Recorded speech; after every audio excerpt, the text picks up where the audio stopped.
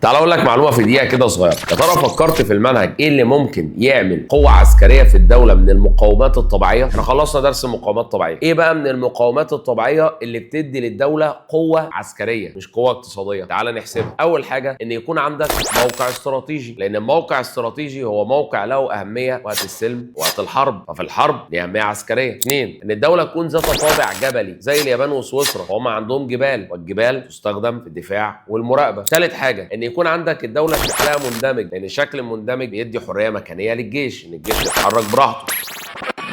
سيطرة الحكومة على الدولة، حسن إدارة داخلية، حرية مكانية للجيش، بتقلل من نزاعات. سيطرة الحكومة على الدولة، حسن إدارة داخلية، حرية مكانية للجيش، بتقلل من نزاعات.